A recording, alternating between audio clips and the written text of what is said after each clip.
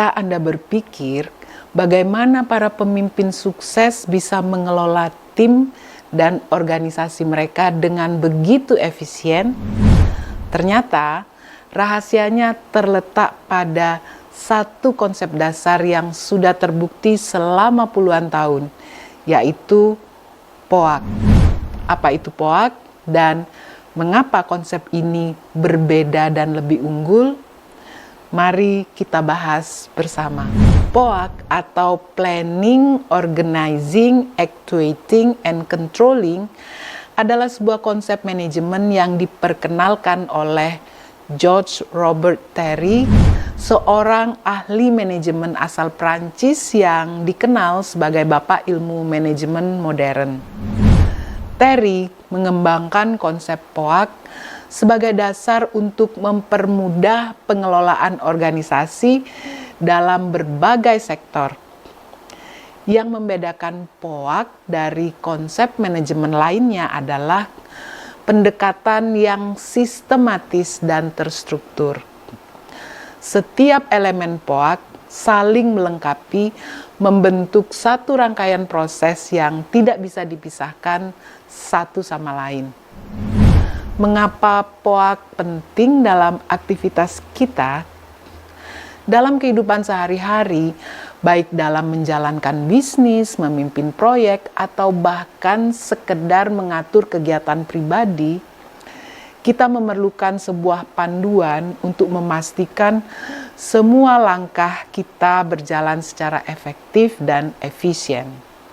Tanpa perencanaan yang matang, pengorganisasian yang jelas, pelaksanaan yang terarah, serta pengawasan yang baik akan sulit untuk mencapai hasil yang optimal.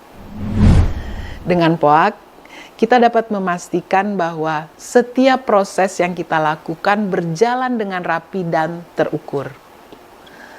Sekarang, mari kita lihat lebih dalam masing-masing elemen dari POAK dan bagaimana mereka dapat diaplikasikan dalam kehidupan sehari-hari.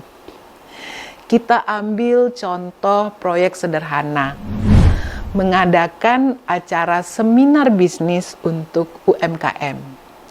Dengan menggunakan pendekatan POAK, kita bisa menjalankan proyek ini dengan lebih teratur dan sukses. Langkah pertama adalah planning atau perencanaan. Kita perlu menentukan tujuan acara ini. Apakah untuk memberikan pelatihan bisnis kepada pengusaha kecil? Apakah untuk memperkenalkan produk baru kepada mereka? Lalu, kita juga harus menetapkan target peserta, waktu, lokasi, dan juga anggaran. Dalam perencanaan ini, kita juga perlu merancang format acara. Apakah akan ada pembicara utama, sesi tanya jawab, atau workshop interaktif. Contoh, kita merencanakan untuk mengundang 100 peserta dari kalangan pengusaha kecil dengan tujuan membekali mereka keterampilan pemasaran digital. Seminar akan diadakan dalam waktu 2 bulan di sebuah hotel di pusat kota dengan anggaran sebesar 50 juta rupiah. Yang kedua, organizing atau pengorganisasian. Setelah rencana selesai, kita masuk ke fase organizing atau pengorganisasian.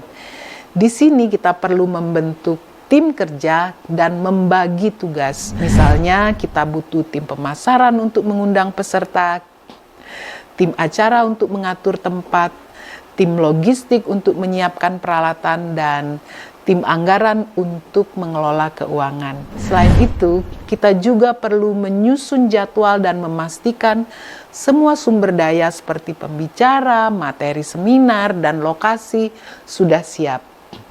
Contoh, kita membentuk tim yang terdiri dari 5 orang, di mana masing-masing bertanggung jawab atas pemasaran, akomodasi, teknis acara, anggaran, dan komunikasi dengan pembicara.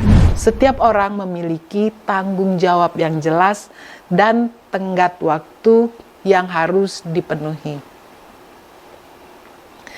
Yang ketiga, actuating atau pelaksanaan. Setelah semua siap, kita masuk ke fase actuating atau pelaksanaan. Disinilah rencana kita dijalankan. Sebagai pemimpin proyek, tugas kita adalah memastikan semua orang menjalankan tugasnya dengan baik. Misalnya, kita harus memeriksa apakah tim pemasaran sudah mengirim undangan tepat waktu, apakah tim logistik sudah mempersiapkan tempat, apakah materi acara sudah dikonfirmasi oleh pembicara.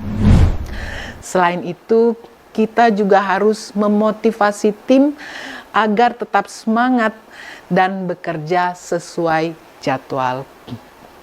Contoh, pada hari H, kita memastikan bahwa tim sudah siap di lokasi sebelum peserta datang.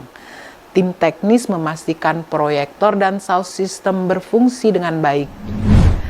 Tim akomodasi menyambut peserta di meja registrasi, sementara tim acara berkoordinasi dengan pembicara untuk memastikan acara berjalan sesuai jadwal.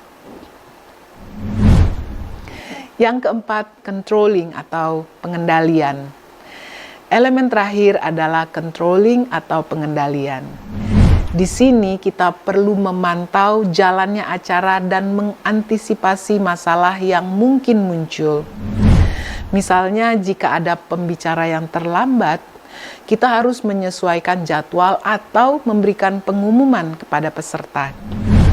Setelah acara selesai, kita melakukan evaluasi untuk melihat apakah semua target tercapai, seperti jumlah peserta, anggaran yang digunakan, atau umpan balik dari peserta. Jika ada yang perlu diperbaiki, kita mencatatnya untuk perbaikan program atau proyek selanjutnya. Contoh, selama seminar, kita mendapati beberapa peserta kesulitan mendengar pembicara. Kita segera meminta tim teknis untuk menyesuaikan volume sound system. Setelah acara berakhir, kita mengumpulkan umpan balik dari peserta mengenai pengalaman mereka dan hasilnya kita gunakan untuk meningkatkan penyelenggaraan kualitas seminar berikutnya. Dengan POAK, kita bisa memastikan semua tahapan dalam proyek berjalan dengan lancar, mulai dari perencanaan, pengorganisasian, pelaksanaan, hingga pengendalian. Jadi, apapun proyek Anda, ingat selalu untuk merencanakan dengan matang, mengorganisasi dengan rapi, melaksanakan dengan fokus, dan melakukan pengendalian dengan teliti. Jadikan POAK sebagai kunci kesuksesan Anda.